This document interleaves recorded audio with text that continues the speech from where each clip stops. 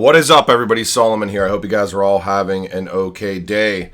Interesting, some of the things that we can find when we're kind of looking through some of the old school stuff on the internet here. I hadn't seen this slide share previously, or at least if I have, I don't remember seeing it. This is directly from Swift.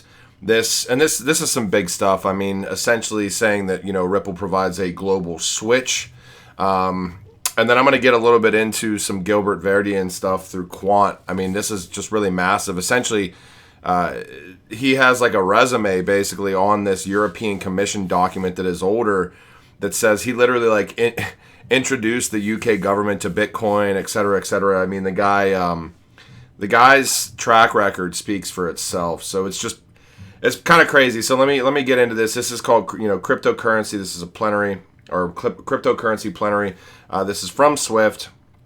Could new entrants in crypto protocols threaten the correspondent banking model? It's an individual from Swift, BNY Mellon, American banker, and New York Law School. Now, if we start going through this, what's very interesting to me is what talks about efficiency, et cetera, real-time compliance, new entrants pitching for bank business, and they refer to Ripple as providing a quote-unquote global switch for cross-border transfers, and GTB stands for Global Transaction Banking. And they go a little bit further and talk about correspondent banking potentially being under threat. There's a Bitcoin example. There's Western Union for money transfer. Transfer-wise, Ripple is tying in local banks. Earthport tying in to the ACH system that looks like it's also tied into Ripple to an extent there. And IPFA, International Payments Framework Association, and then Swift in the correspondent banking example. So again, just interesting how Swift was referring to Ripple as providing a quote-unquote global switch for cross-border transfers. You can make all the assumptions you want to about that. Moving forward, this is a blockchain and DLT standardization workshop strategic plan. And it looks like this is, kind of via, or at least presented to the European Commission. This is from Gilbert Verdian, and you can see Gilbert right here as well. Gilbert, obviously the CEO of Quant. What's interesting to me is it kind of goes through his track record of employment. Now, he was at HM Treasury, which we can see right here.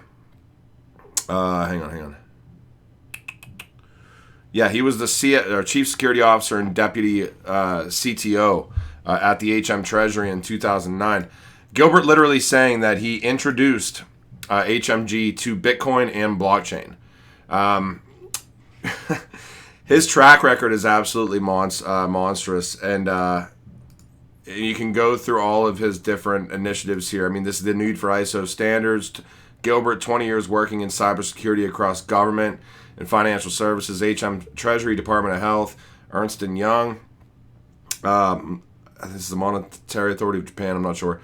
CSC HSBC introduced the UK government to Bitcoin and blockchain and did an economic policy assessment. Founded Remit and Quant to focus on blockchain for enterprise and government. April 2016, submitted ISO blockchain proposal through Standards Australia, and that proposal was accepted. Need for ISO standards, et cetera. This is the proposed ISO standard. I mean, this is 24 to 36 months. This is all dealing in interoperability. If you look into what Quant has essentially been doing, I mean, Overledger is essentially an interoperability layer or operating. I know they don't like the term operating system, but essentially that's what I still consider it to be. Over top of multiple distributed ledgers that can, allow for interoperability, et cetera.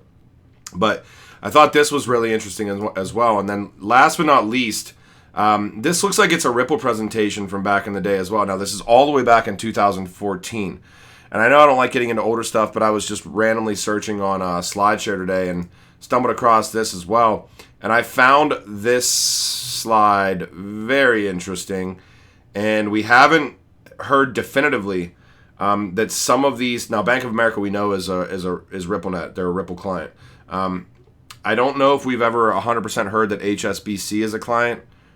I can't remember if Chase or Wells Fargo. I know there's been proof of concepts, but essentially this is tying in Wells Fargo, Bank of America, HSBC, and Chase You can assume this is an example, or you can assume that Ripple is saying that this is the way that it occurred previously, and now this is how it occurs under RippleNet, and maybe they were already previously clients.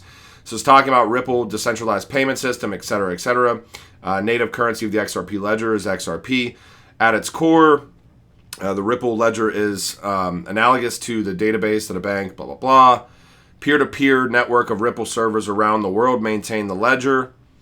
These servers run software known as Rippled, short for Ripple Daemon. Each Rippled server keeps its own copy, etc., etc. So they're giving examples up here, and then directly under the Ripple kind of framework here. I don't know if these are just giving examples as far as how the, I don't know. It's not even really an example. So we have to think, as Wells Fargo, Bank of America, HSBC, and Chase, are they potentially RippleNet, and maybe we just haven't heard of it. So just interesting stuff. I know this is a little bit older, but again, just trying to do some deep digging on SlideShare today. I think the Gilbert Verdian stuff speaks for itself. If you go down through here, I mean, the guy has a monstrosity of experience. Ernst & Young, HM Treasury, HSBC, BP. These are all like really quick hitters. Ministry of Justice in the UK for security lead. Our security lead at the Ministry of Justice in the UK. Director of Cybersecurity at PricewaterhouseCoopers. Chief Information Security Officer at eHealth. NSW Ambulance, Vocalink, which is a MasterCard company, and then starting Quant. So all of these things I think are pretty interesting, and especially kind of the verbiage from Swift for global transaction banking, Ripple providing a quote-unquote global switch for cross-border transfers. So I hadn't seen this one before. I don't know if you have or haven't, but just wanted to share it with you guys, and I hope you guys enjoyed this video. I'll talk to you when I talk to you. Bye.